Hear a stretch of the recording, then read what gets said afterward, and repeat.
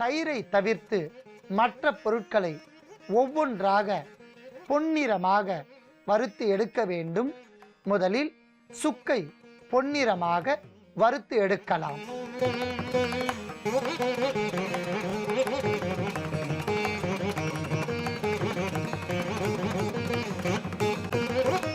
பொன்னிறமாக வறுத்த சுக்கை எடுத்துக்கொள்ளலாம்.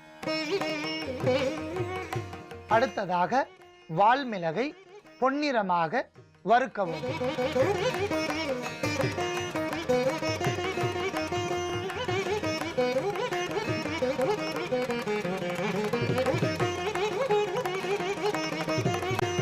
பொன்னிறமாக வறுத்த வால்மிளகையும் எடுத்துக்கொள்ளலாம்.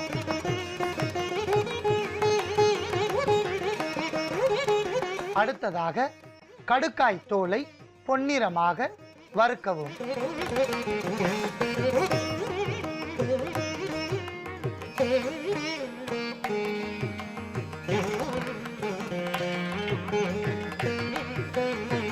நன்றாக வறுத்த கடுக்காய் தோலையும் ஏற்கனவே வறுத்தெடுத்த பொருட்களுடன் சேர்க்கவும். அடுத்ததாக அரிசி திப்பிலியை பொன்னிறமாக வறுக்கவும்.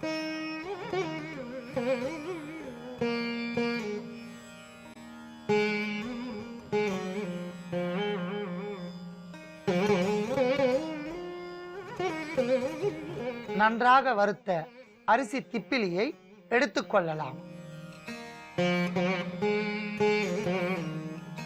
அடுத்ததாக ஓமத்தை பொன்னிறமாக வறுத்து எடுக்கவும்.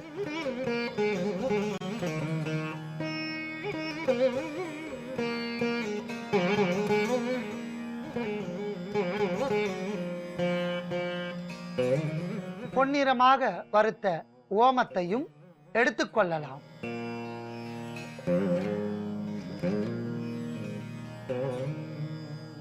இறுதியாக நாம் இந்துப்பை சற்று சூடு செய்து எடுத்துக்கொள்ளலாம்.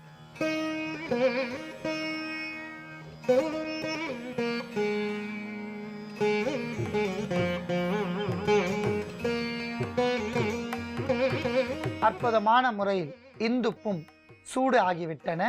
அதை நாம் எடுத்துக்கொள்ளலாம். அத்தனை பொருட்களையும் தனித்தனியாக வறுத்து ஒன்றாக வைத்துள்ளோம். இதை அரைத்து தூள் செய்து எடுத்துக்கொள்ளவும். இந்த பொடியை இரத்த மூலம் மற்றும் மூலக்கடுப்பு என்கிற நோய் உடையவர்கள் எவ்வாறு பயன்படுத்த வேண்டும் என்பதை பார்க்கலாம். முதலில் பசுந்தயிர் 1 தேக்கரண்டி எடுக்கவும்.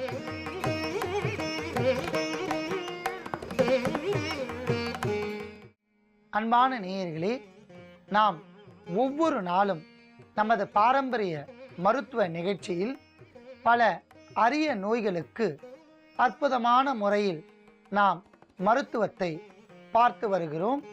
அந்த வகையில் இன்று நாம் பார்க்க போகின்ற மருத்துவம் சிறுநீரகம் மற்றும் பித்தப்பை ஆகிய இடத்தில் தோன்றக்கூடிய கற்களுக்கு கரைவதற்கான ஒரு அற்புதமான மருத்துவத்தை பார்க்கலாம். சிறுநீரக கற்கள், பித்தப்பை கற்கள், kidney stone, gall bladder stone என்று சொல்லக்கூடிய இந்த 2 இடத்திலும் தோன்றக்கூடிய கற்களை கரைப்பதற்கான ஒரு அற்புதமான மருத்துவத்தை நாம் பார்க்கலாம். பொதுவாகவே சிறுநீரகம், பித்தப்பை இவையெல்லாம் இன்றியமையாத உறுப்புக்கள்.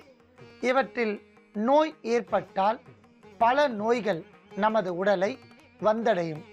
குறிப்பாக சிறுநீரகத்தை நாம் முறையாக பராமரிக்கவில்லை என்றால் பல நோய்கள் ஏற்படும். தொற்று நோய் ஏற்பட்டு சிறுநீரக எரிச்சல், சிறுநீரக பாதை அடைப்பு, சிறுநீரக கற்கள் மற்றும் UTI என்று சொல்லக்கூடிய யூரினரி ட்ராக்ட் இன்ஃபெக்ஷன் என்று சொல்லக்கூடிய சிறுநீர் பாதையில் அழற்சி, சிறுநீரோடு இரத்தம் கலந்து வெளியேறுதல் போன்ற நோய்கள் எல்லாம் ஏற்படும். ஒரு சிலருக்கு சிறுநீரகத்தில் கற்கள் அதிகரித்து விட்டால் சிறுநீர் சரியாக வெளியேறாமல் அடிவயிறு வலித்து வயிற்று உப்பசம் ஏற்படும். அடுத்ததாக பித்தப்பை கால் பிளாடர் என்று சொல்லக்கூடிய பகுதியில் கற்கள் தோன்றினால் அடிவயிறு வலிக்கும், கடுமையான வயிற்று வலி தோன்றும், அடிக்கடி வாந்தி ஏற்படும். இந்த நோயை முற்றிலுமாக தவிர்ப்பதற்கான ஒரு அற்புதமான மருத்துவத்தை பார்ப்பதற்கு முன்னால் இந்த நோய் வராமல் இருப்பதற்கான சில எளிய வழிமுறைகளை தெரிந்து கொள்ளலாம்.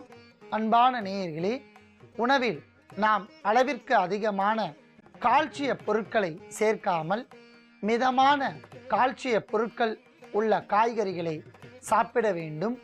அடிக்கடி காய வைத்து ஆற வைத்த நீரை தாராளமாக குடித்து வரவும், சிறுநீர் கழிப்பதில் மெத்தனம் காட்டாமல் உடனடியாக சிறுநீர் கழிக்கவும், சிறுநீர் தேக்கி வைத்திருந்தால் சிறுநீரகம் பாதிப்படைந்து சிறுநீரக கற்கள் தோன்றும். பித்தத்தை தணிப்பதற்கான வேப்பம்பூ மற்றும் வேப்பிலை இவற்றை சாப்பிட்டு வரலாம். வேப்பம்பூ துவையில் செய்து சாப்பிட்டு வந்தால் பித்தத்தில் ஏற்படுகின்ற பல நோய்கள் தனியும். அடிக்கடி உடலில் வெப்பம் ஏற்படாமல் பார்த்து கொள்ளவும், உணவு உண்டு அரை மணி நேரம் கழித்து தினமும் ஒரு இளநீர் பருகி வரலாம். இவையெல்லாம் சிறுநீரக கற்கள் தோன்றாமல் பார்த்து கொள்வதற்கான சில எளிய வழிமுறைகள் ஆகும். இந்த நோயை முற்றிலுமாக நாம் நீக்குவதற்கான ஒரு அற்புதமான மருத்துவத்தை பார்க்க போகின்றோம். அதற்காக இன்று நாம் எடுத்துக்கொண்ட அற்புதமான ஒரு பொருள் கருஞ்சீரகம். கருஞ்சீரா என்று அழைக்கப்படுகின்ற ஜீரகம் பல நோய்களுக்கு அருமருந்து. காட்டு ஜீரகம், நற்சீரகம், கருஞ்சீரகம் என்று பல வகைகளில் நமக்கு கிடைக்கின்றன. ஜீரணக்குடோரி, ஜீரணாபி என்று அழைக்கப்படுகின்ற ஜீரணகம் உள் உறுப்புகளை பாதுகாக்கும். கல்லீரல், மண்ணீரல், சிறுநீரகம், பித்தப்பை இவையெல்லாம் அற்புதமான முறையில் பாதுகாத்து பல நோய்கள் வராமல் தடுத்து நிறுத்தும். மேலும் எளிமையான முறையில் ஜீரணத்தை மேம்படுத்தும். பித்தப்பையில் தோன்றக்கூடிய கற்களை கரைக்கும். சிறுநீரகத்தில் தோன்றக்கூடிய கற்களை கரைத்து புண்கள் இருந்தால் ஆற்றும் என்பதால் நாம் கருஞ்சீரகத்தையும் எடுத்து வைத்துள்ளோம். அடுத்ததாக நாம் எடுத்துக்கொண்ட பொருள் தேன். தேனோடு எந்த பொருள் சேர்ந்தாலும் மருந்தின் தன்மை அதிகரிக்கும். அந்த பொருளின் வீரிய தன்மையை கெடாமல் பாதுகாக்கும். உள் உறுப்புகளில் தோன்றக்கூடிய அழற்சிகளை போக்கும். ஏனென்றால் தேன் பல 100 வகையான பூக்களில் இருந்து பெறப்பட்ட ஒரு கூட்டுப் பொருள்தான் தேன். உதாரணத்திற்கு தாமரையில் இருந்து எடுக்கக்கூடிய தேனிற்கு இதய நோயை போக்கும். செம்பருத்தி பூவில் இருந்து எடுக்கக்கூடிய தேனிற்கு இதய அடைப்புகளை நீக்கும். மூக்குத்தி பூவில் இருந்து எடுக்கக்கூடிய தேனிற்கு சிறுநீரக நோயை நீக்கும். இவ்வாறு ஒவ்வொரு பூவில் இருந்து எடுக்கப்பட்ட தேன் ஒரே கூட்டில் ஒன்றாக சேருவதினால் பல அரிய மருத்துவ குணங்கள் இருப்பதால் நாம் தேனையும் எடுத்து வைத்துள்ளோம். இப்பொழுது நாம் எடுத்துக்கொண்ட பொருட்களின் அளவுகளை பார்க்கலாம். கருஞ்சீரகம் 25 கிராம், தேன் தேவையான அளவிற்கு.